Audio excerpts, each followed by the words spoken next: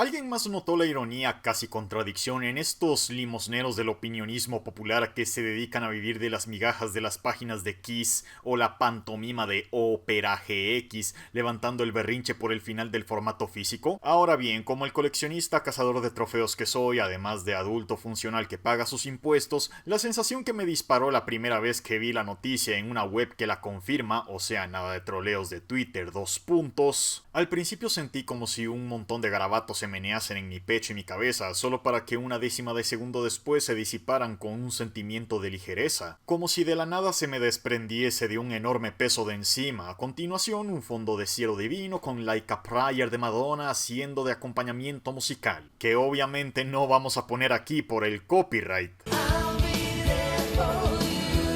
O sea, todo lo ya comentado por los opinólogos Jason Schreier, más el fin del relevo generacional o inexistencia de, por el obvio dominio de los gas como el tercer espacio de nuestro siglo. Si sigues aquí, doy por sentado que ya estás al día con todo lo que vendría a ser la obviedad que ya se dijo y se seguirá diciendo de los promotores del sentido común mongoliano. Y por supuesto que no falta la de empresa malvada, empresario avaricioso, solo quieren nuestro dinero, mientras yo me quedo en plan seguro. Y en otras noticias, el pasto es verde. El problema con aferrarse al concepto de la avaricia como conclusión definitiva no es tanto la sobresimplificación de lo que tantos llaman pensamiento crítico o la promoción del antiintelectualismo de la cátedra. Gracias por eso, Zach, que también. Pero más que nada es la cuestión de que en efecto de toda la vida desde que se instauró el sistema corporativista tras bambalinas, mientras todos nos tragamos a los más falsos auguradores de Adam Smith y sin vaselina, que nos dijeron una cosa mientras en letras pequeñas escribían los detalles que desembocan en dinámicas de monopolios y oligarcas, pero con juegos de palabras finuchis para que no piensen que somos como los rusos o los chinos. Pero todo eso ya lo sabíamos todos, las empresas solo pueden permitirse hacer más dinero que el año fiscal anterior porque el contrato social exige ajustar los impuestos con la inflación y la inflación con el Producto Interno Bruto. Por tanto, sobre el papel,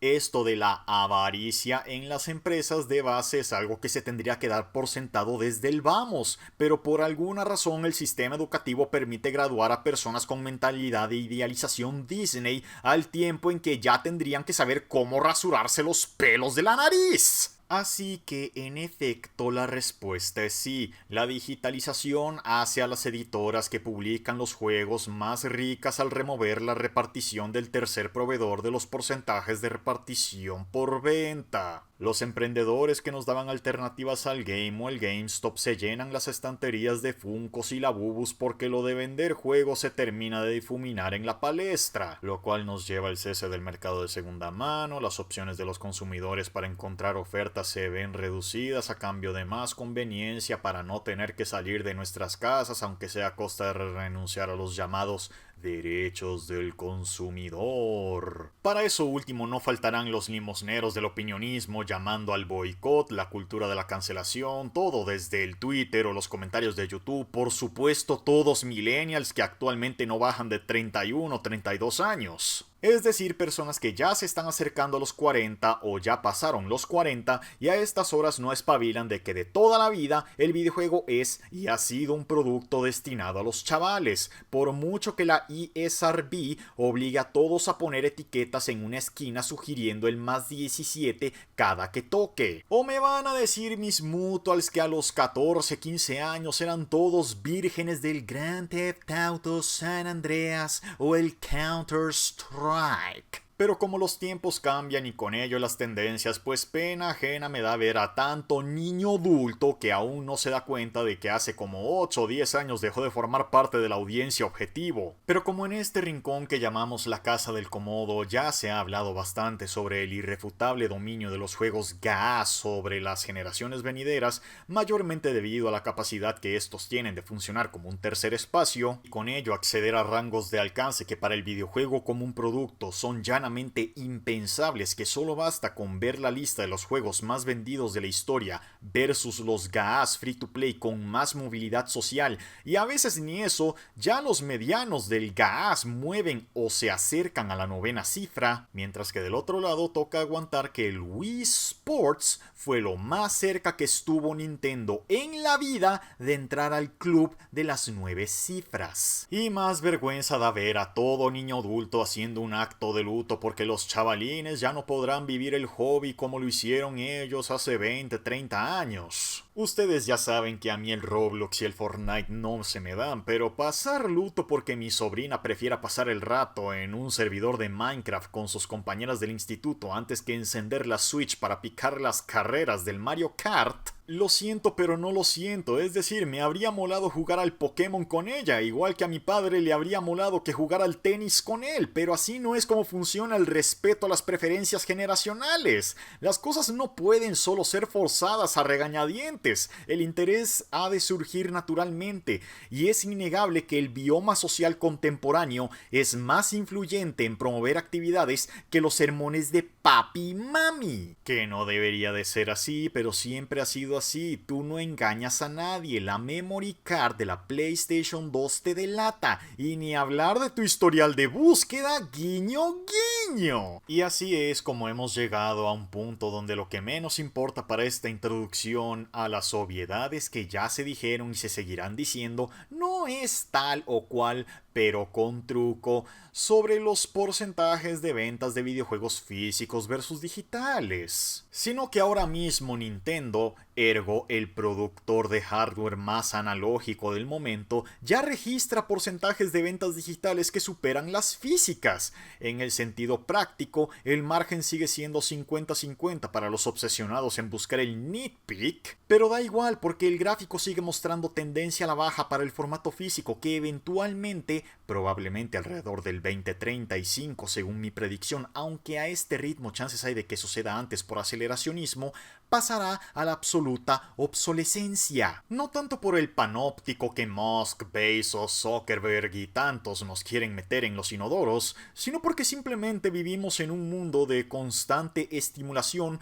producto de la dependencia por las pantallas, en un mundo donde solicitar lo analógico es equivalente al ostracismo social voluntario. Y los videojuegos como Mario, Zelda, Sonic, no pueden mantener el ritmo en la carrera cultural, lo cual no es malo, sino la expresión o nacimiento de lo que en pocas palabras podemos describir como una nueva era, que consigo llevará sus pros, contras, desafíos y resoluciones que se irán manifestando a su debido tiempo. Que conste que nada de esto es un tópico novedoso, desde el 2010 ya se veían discursos sobre el futuro digital, es solo que en aquel entonces yo y mis mutuals asumíamos que como mínimo ya tendríamos nietos para cuando eso pasara. Pues va a ser que no, ahora toca dejar los pantaloncitos de niño adulto y ponerse los pantalones de adulto funcional y empezar a tomar decisiones con una mentalidad pragmática.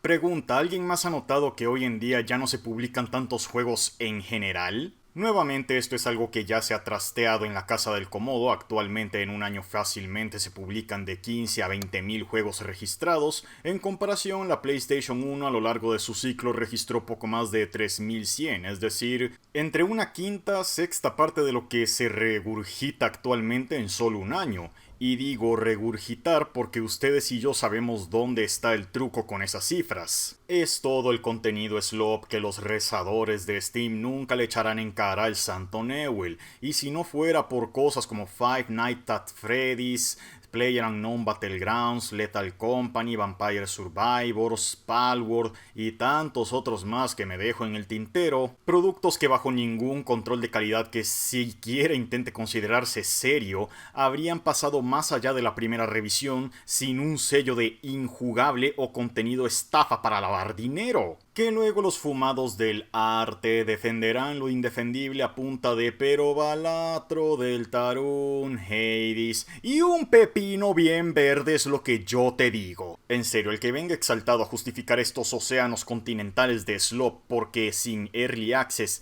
esto y lo otro, fuera de mi vista, tú y yo no tenemos nada de qué hablar. La cosa es que viendo la crisis del juego AAA que ya venía acarreando el final de los juegos complementarios a las películas, los ciclos de desarrollo que superan los 4 años, la difuminación del juego AA y tantas otras cosas más, el resultado da que ya no es raro entrar a una tienda de videojuegos y dar con la imagen de las estanterías con más de la mitad de los anaqueles o hasta 3/4 partes de estos con inventario de PlayStation 4 contra el de PlayStation 5 en el año 6 del ciclo generacional. Esto no es una cuestión de que Sony ya no saca juegos según la lógica de la guerra de las consolas. Lo que pasa es que actualmente hay menos editoras con la capacidad de costear, gestionar y comprometerse con la logística de lo que implica un estreno físico a la fecha límite de lanzamiento. Algunas se extinguieron como THQ, 505, LucasArts o Star Breeze. Otros desmantelaron sus infraestructuras de producción para dedicarse al mantenimiento, labores de soporte.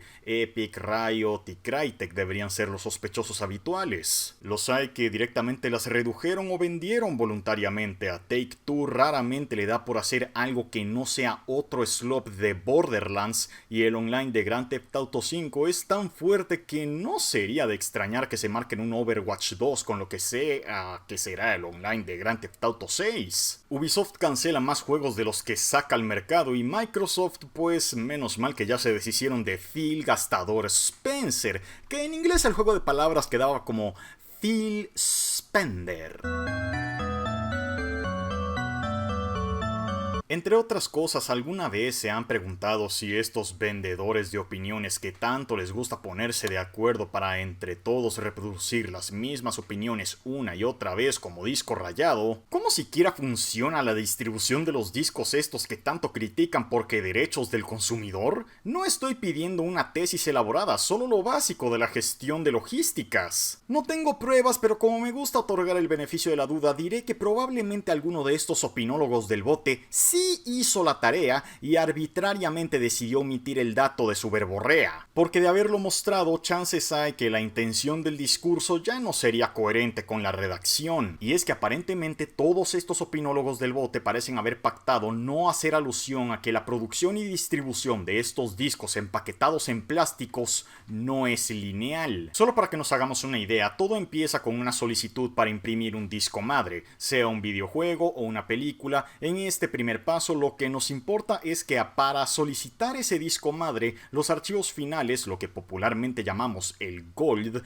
ya fueron enviados, y lo que sea que pase después, cosas como que los datos estaban incompletos porque parches día 1, ya que intencionalmente era parte del plan que el disco fuera poco más que un instalador para que luego la consola descargue 50 gigas y no es que más, pues ya son un tema aparte. Lo que nos importa es que hemos concluido con el paso 1. En el paso 2 sigue la producción de los discos en masa a partir del disco madre, que en masa me refiero a las unidades mínimas pactadas. Ese es un dato importante a recordar más tarde. Paso 3. Laminar las capas reflectoras de protección, que como dato curioso, estas están hechas de plata y aluminio, es decir, tierras raras, elementos de la tabla periódica, siempre en alta demanda a nivel global para muchas otras cosas que ya iremos viendo más adelante. Paso 4. Empaquetado más impresión de la cobertura. Este creo que se explica solo. Nótese que en ningún momento se hizo alusión a los llamados discos blancos como parte de la dinámica, porque ya veo venir al típico listo que nunca falta. Efectivamente estos sí existen, pero solo como una opción para clientes minoristas,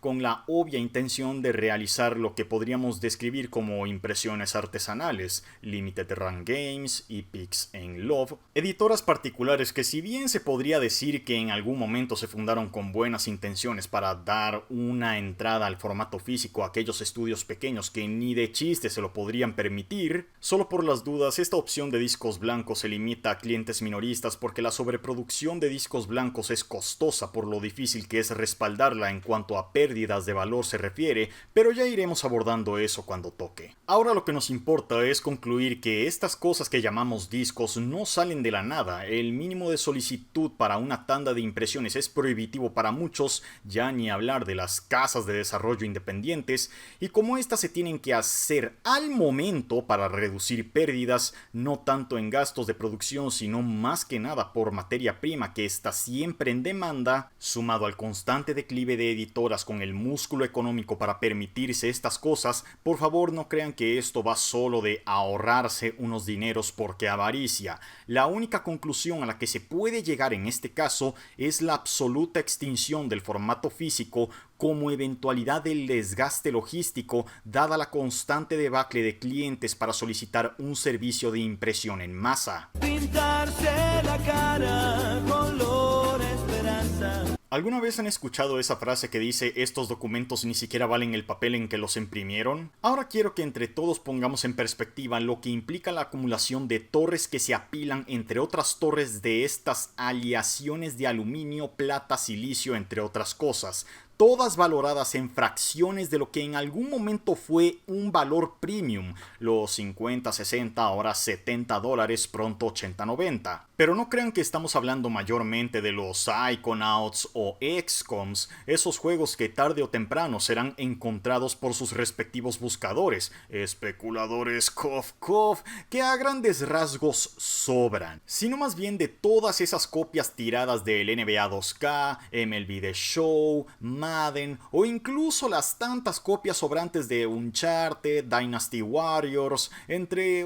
tantos otros juegos que perdieron ápice de deseo, a veces por cuestiones de calidad, otras veces por sobreproducción o simplemente agotamiento del mercado. Esto ya no se trata del típico pero eso es bueno para que los consumidores encuentren opciones de compra competitivas. Se trata de que al cabo de un año, si no es que menos, una vasta mayoría de los juegos que se producen ni siquiera son legibles para el mercado de segunda mano, porque de entrada son demasiadas las copias de Dirt, Guitar Hero o Disney Infinite que ni siquiera llegaron a ser desprendidas del plástico protector. Es decir, que a lo largo de esta última década y su larga lista de estudios y editoras en disfunción, las que podían permitirse darle un lanzamiento físico simultáneo con el digital a Saints Row, Darksiders, Deus Ex o incluso Willman, ese juego de esa película de Vin Diesel que ni él recuerda haber hecho. Todo el complejo estructural de esta maquinaria para producir juegos en formato físico ha sido mayormente dependiente de todos esos juegos que personas como estos vendedores de opiniones no más ni se enteran de que existen, a pesar de que su aliciente de propaganda es estar al día con estos datos. Por tanto, si a lo largo de los últimos 3-4 años hemos tenido a disposición copias de Unicorn Overlord o Stellar Blade en las estanterías, es inequívocamente debido a todas las copias sobrantes de Destiny, Overwatch, Battlefield y sí, incluso Concord. Porque más allá de los fracasos por decisiones de gestión cuestionables, lo cierto y verdad es que con el impulso que se están llevando estos juegos tan vastamente dependientes de sus funciones de conectividad en línea para hacer experiencias compartidas, que al cabo de unos años algunos hasta se pasan al modelo free to play, o sea juegos cuyas copias físicas ya directamente pierden sentido porque ni siquiera se molestan en hacer campañas para un jugador. En otro orden de ideas, ¿alguien se acuerda de MAG? Ahora veámoslo desde el punto de vista de todas esas materias primas que son más valiosas antes de ser procesadas que las mismas como el resultado de ensamblar estos discos y los desafíos que implican sus técnicas de reciclaje. Todo lo que queda al final es desperdicio y no pretendo traer los argumentos ambientalistas a colación porque de entrada el consumo de electricidad no solo para las granjas de IA, sino también los servidores ya existentes de todo lo que representa Silicon Valley. Hace ya mucho tiempo los tecnócratas cruzaron las líneas rojas y para este punto ya todos sabemos que el problema del calentamiento global no es la falta de cestas para recolectar botellas de vidrio o plástico. Así que veámoslo desde el plano del mercado de valores. Reciclar la materia prima no solo de los discos y sus cajas de plástico es difícil y costoso, es que en general todo lo relacionado a la carrera tecnológica es una joda total en lo que a las 3R se refiere. Si alguna vez se han preguntado por qué los discos rayados o los pines doblados de las tarjetas madre invalidan las garantías del proveedor, es porque en efecto el estado de irreparable es lo de menos. Es que ya todo lo que integran estas estructuras ni siquiera sirven de abono para las plantas. Mientras tanto, no solo los billonarios y sus granjas de IA, que eso es para los que pretenden que todavía pueden mantener sus discursos ajenos al panorama político, sino toda industria ligada a la carrera por la tecnología, desde los satélites orbitales hasta los drones que hacen boom en la Europa del Este y muy pronto en LATAM, de la mano de los sucios mercenarios que supuestamente fueron a luchar por la paz y la democracia y un pepino bien verde. Todos y hasta el último de ellos no solo cuenta con dinero infinito, por no llamarlo títulos de deuda y en ocasiones bienes líquidos como el petróleo o incluso pepinos y no de los que se crecen en la tierra. El que entendió, entendió. Valoran más y están dispuestos a pagar lo que ya ni se sabe si vivirán para escribir los testigos en el libro de la historia, con tal de tener esas materias primas limpias para distribuir gramo a gramo en realidades que ya superaron las teorías de conspiración hace como 6-7 años más o menos. Mientras tanto, el núcleo que mueve la industria de este hobby no solo ya resolvió la duda de cómo seguir adelante dispensando de una buena parte de esas materias primas, no de forma ideal, pero eso ya es interpretativo, por mucho que el discurso de estos fantoches mole, porque eso es lo que son estos vendedores de opiniones populares, unos fantoches por definición, sino que de entrada la totalidad de su infraestructura es dependiente de un interés popular, valga la redundancia, porque si no hay suficientes personas interesadas en comprar las torres de Skylanders, pues resulta que esa copia del Red Dead Redemption o el Witcher 3 o ese juego de nicho que lógicamente no solicitó imprimir lo que Bethesda solicita cada que tocaba Fallout o Elder Scrolls, aunque sea redundante de mi parte, estoy obligado a insistir en recalcar, las infraestructuras para convertir las materias primas en discos capaces de almacenar los datos de un videojuego son demasiado caras y complejas de asumir como para sugerir, y con semejante audacia, que los videojuegos son comparables al mercado renovado de vinilos. Y es muy triste que la mayoría de fantoches que llegaron a vender lágrimas de cocodrilo sobre el final del formato físico en el videojuego para luego alegar que existe un mercado de vinilos como reclamo, sea incapaz de empezar a imaginar la escala diferencial entre un archivo MP3, todos reproducibles a través de un puerto jack por medio de aparatos que puede sostener con 2 dedos, versus las gigas de memoria que asume un juego mediano tirando a pequeño solo reproducible por artefactos diseñados para procesar cadenas de renderizado y latencias, lo que comúnmente se denomina input lag, en tiempo real activo y recíproco a los comandos. Siquiera saben cómo funciona un vinilo o cómo se hace un vinilo, que no digo que sea fácil porque no lo es, pero literalmente es un proceso mayormente analógico, aunque hoy en día ya no se usa el cassette para que la aguja capture las frecuencias sonoras, sino que las computadoras se saltan eso. Por tanto, los vinilos actuales solo son analógicos a medias, por ende casi artesanales, versus estas cosas que literalmente necesitan un rayo láser para funcionar o flujos de voltaje entre microchips en el caso de Nintendo.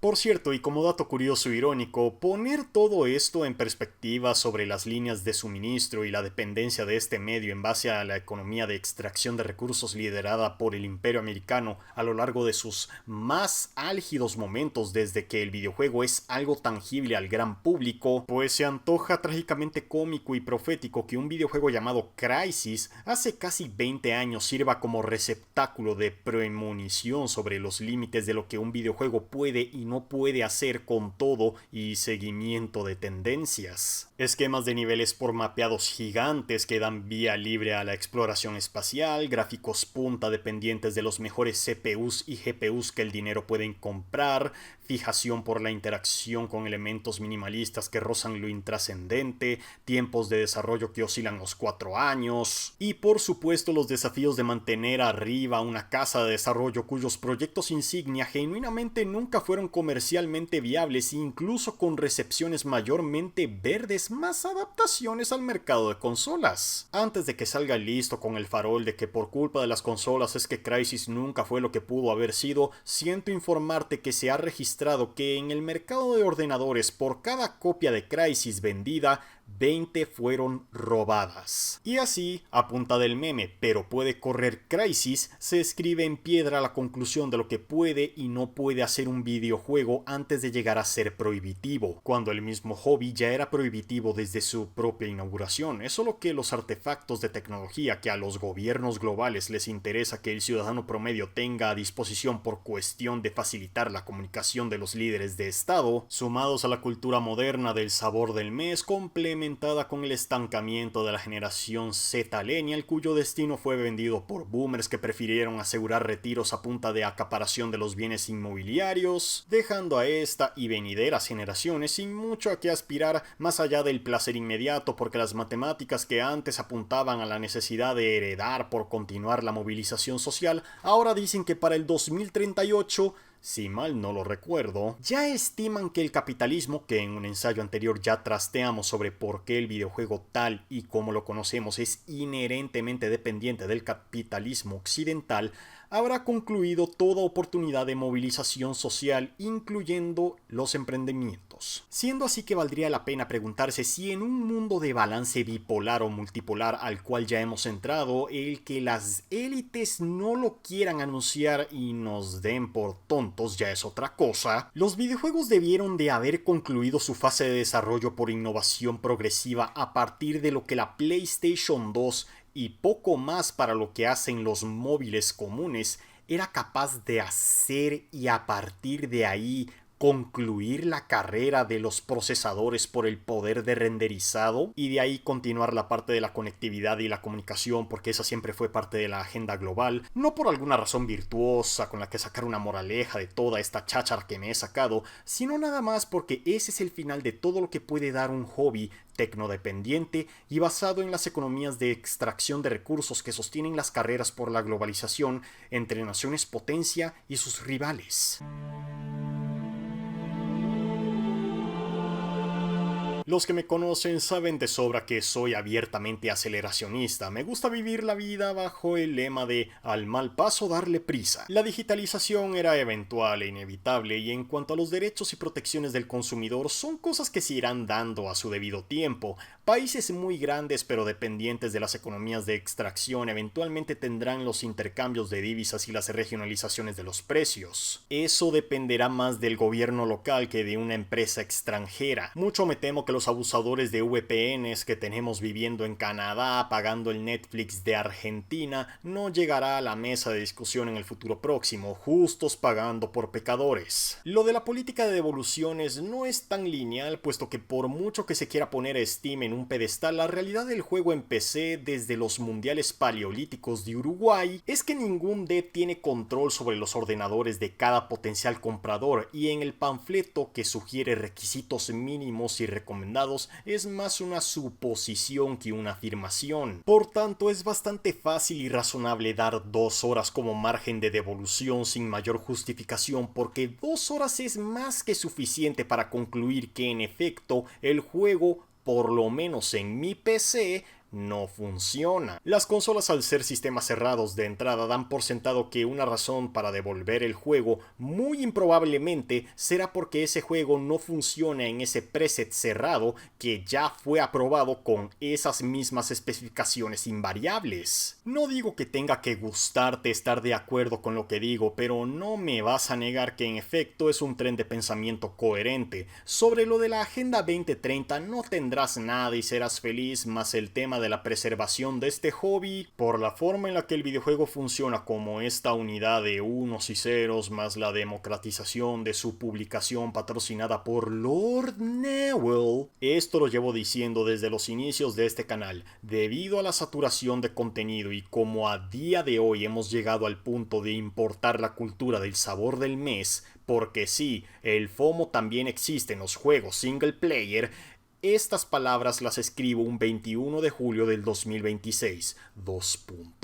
Crimson Desert, añorado como el superjuego que lo iba a tener todo y todo lo demás, dejó de importar al cabo de 3 meses. 007 First Light, la mayoría lo votó antes de que el juego siquiera le diera un arma de fuego al jugador. 4 horas, por cierto, es lo que ese juego tarda en darte un arma de fuego. Y si no fuera por el baremo de seguir con la guerra de consolas, a nadie le habría importado Saros más allá de 1 o 2 semanas como mucho. Podría seguir, pero creo que ya me di a entender. Por todo eso es que cuando llegue la hora de la verdad, que está más cerca que nunca, solo se salvarán a los juegos que en el ahora inmediato se consideren dignos o convenientes de ser salvados. Es la razón por la cual tenemos refritos de los refritos de The Last of Us y Halo, la misma por la cual tantos clásicos licenciados de Star Wars fueron salvados, la explicación de por qué Shadow of the Colossus tiene un remake e icono. Y en efecto es el motivo por el cual se dejará en el olvido a Guitar Hero y eventualmente al Wii Sports. A esos les toca conformarse con sus páginas dedicadas en el libro de la historia del videojuego. Si no hay muchas trabas, quizá el juego de King Kong de la PlayStation 2 pueda aspirar a ser salvado como en su momento se rescató a los juegos de las Tortugas Ninja. Y desde luego, si la voluntad de los propietarios de tal o cual papel es que nadie pueda acceder al Abandonware porque Yokai Watch esto, Mother 3 lo otro, para los romanticistas del arte, entre otras chácharas, a menos que no le tengas miedo a las consecuencias en un mundo que ya se está preparando para instalar los panópticos en nuestros inodoros, pues espero que tengas a Harvey Specter de abogado.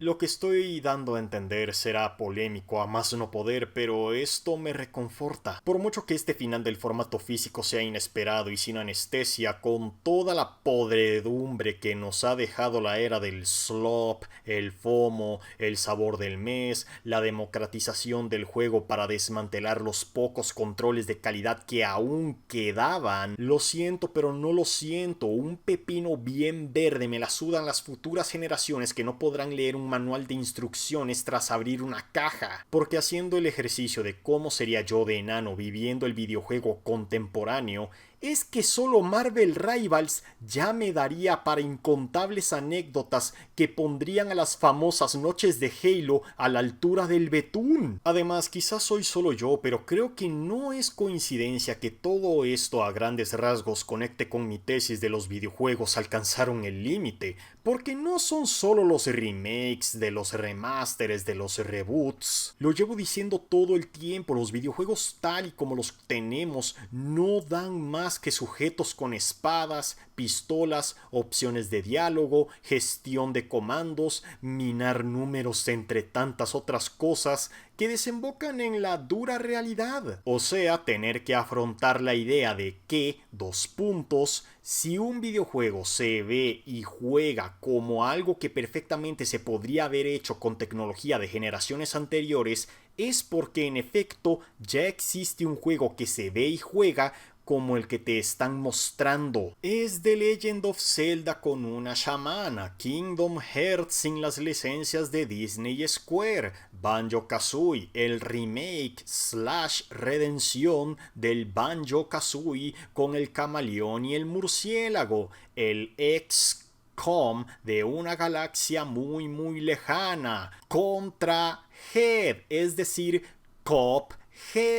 Y ahí lo dejo porque no quiero arruinarle a los late Zetas lo que a efectos prácticos fue Final Fantasy VII para los millennials. Gente, ya estuvo, sí, Ya hay más juegos en existencia de los que se pueden jugar en vida. La mayoría que llegará a escuchar mis palabras ya tiene un backlog más grande que su lista de deseos. Ahora mismo ya están experimentando con el Neuralink y si sale mal, pues en otro momento llegará otra cosa que sucederá a los videojuegos como nueva forma de entretenimiento, de la misma forma que estos sucedieron al cine y la televisión. Lo que intento comunicar es qué tal si en lugar de amargarnos por el final de una era que desde hace bastante tiempo ya tenía la mayoría ranteando 24/7, lo cual hace más contradictorio ver a tanto fantoche pasando luto por el fin de esta era, cuando literalmente se dedican a mendigar de lo joda que está haciendo este hobby. ¿No tendría más sentido celebrarlo? No más FOMO, no más cultura del hype. Claro que el positivismo atrae menos clics, que es igual a menos dinero para el fin de mes y normal que estos vendedores de opiniones populares se la pasen amargados y amargando a otros 24/7. Pero el doomer fatalista soy yo. ¿Por qué no tratamos de quedar con las cosas buenas que hemos tenido, que son bastantes, y lo del backlog más grande que la lista de deseos sugiere bastante de lo poco que realmente apreciamos lo que ya tenemos? Y como no sería un video mío sin una metáfora de fútbol, aprovechando la despedida de los retirados, no suframos porque ya no veremos otro Messi versus Cristiano o a Guardiola reinventando el deporte otra vez. En su lugar mejor apreciemos el trayecto que recorrieron. Lo ganaron todo y lo poco que no ganaron es prácticamente anecdótico y nadie va a reclamarle a Messi una Libertadores o a Guardiola haber perdido el sextete de la Premier. En caso que alguien se lo pregunte, esto lo estoy escribiendo al mismo tiempo que veo mi mural de platinos en Pocket PSN. Y como el coleccionista que soy que procura tener copias físicas de los juegos que platina, la verdad siento ferviente entusiasmo por decir, y muy literalmente, que la misión ahora es asegurar la colección con todo y finiquito. Sabes que esto mola cuando la noticia te hace platinar juegos que tenías pendientes antes que darle al remake de Black Flag. No duden que ahora mismo se siente muy bien poder decir que en efecto, ahora sí estoy cerca y de manera tangible decir que lo gané todo, o por lo menos todo lo que a mí me importaba ganar. Siendo así, mi camino más allá de los 100 platinos ya ve una línea de meta en el horizonte.